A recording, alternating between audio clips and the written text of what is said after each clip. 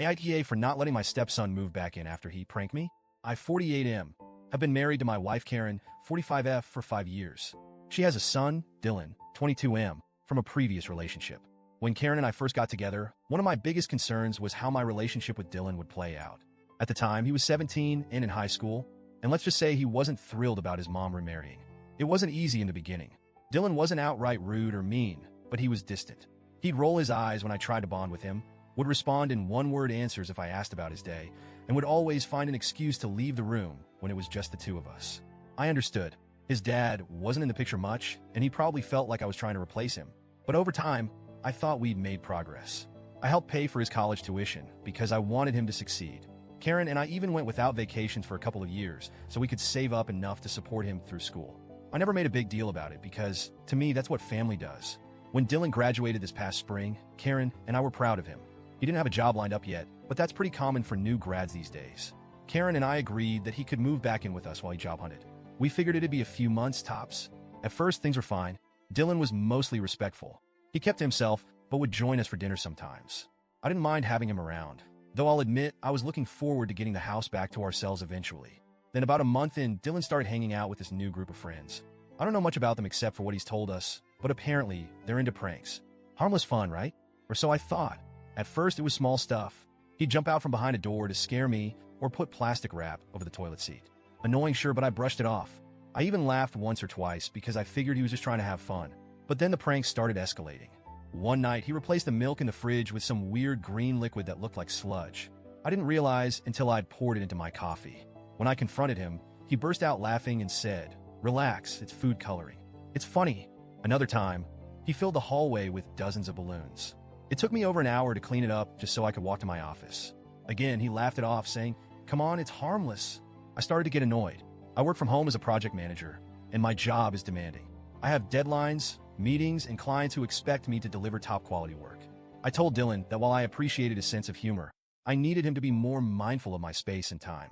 He said he understood, but I could tell he wasn't taking me seriously. Then came the prank. 2 weeks ago, Karen went out of town to visit her sister for a long weekend. It was just me and Dylan at home. I had a massive presentation scheduled for Monday morning, a project I'd been working on for weeks. It was one of those make-or-break moments for my career, and I was determined to nail it. Monday morning, I woke up early, had my coffee, and went to my home office to do some final prep. But when I opened the door, I stopped dead in my tracks. Everything, and I mean everything, in my office was wrapped in duct tape. My computer, monitor, keyboard, mouse, files, pens, even my chair. Layers upon layers of duct tape. I just stood there, staring, trying to process what I was seeing. And then I heard it, Dylan laughing behind me. I turned around, and there he was, phone in hand, recording the whole thing. "Gotcha! What do you think?" he said, grinning like he just pulled off the prank of the century. I couldn't even speak. I was so angry I could feel my blood boiling. I didn't have time for this. I had less than an hour before my presentation, and now I couldn't even access my computer or my files. I snapped. "What the hell, Dylan? Do you have any idea what you've done?" He just shrugged. "Come on, it's funny. Chill out." "Funny?" I shouted. "You've ruined my presentation. I can't even get to my files because of this stupid stunt." He rolled his eyes. "It's just a joke, dude. You're overreacting." I lost it. I told him that this wasn't a joke. It was disrespectful, immature, and completely out of line. I spent the next 20 minutes frantically trying to cut through the tape. Some of my files were ruined, and I barely managed to pull together enough to scrape through the presentation. After the meeting, which didn't go well, by the way, I confronted Dylan again. I told him how much stress he'd caused me and how disrespected I felt. He just shrugged and said, "It's not that deep. You need to lighten up."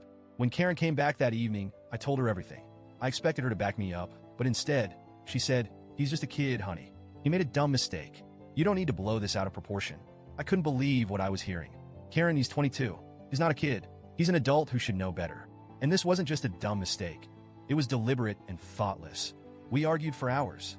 I told her that I couldn't live with someone who had so little respect for me or my work.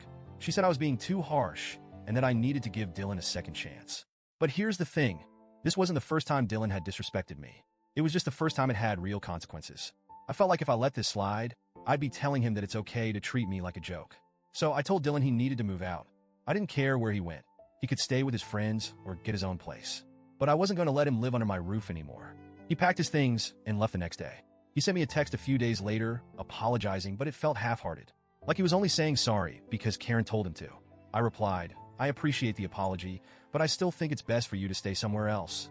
Now, Karen is furious with me. She says I'm overreacting, that I'm putting my pride above family, and that I'm driving a wedge between her and her son. I tried to explain that this isn't about pride, it's about respect. But she doesn't see it that way. I'm starting to wonder if I'm the problem here. Am I being too harsh? Should I let Dylan move back in? Or was I right to draw a line in the sand?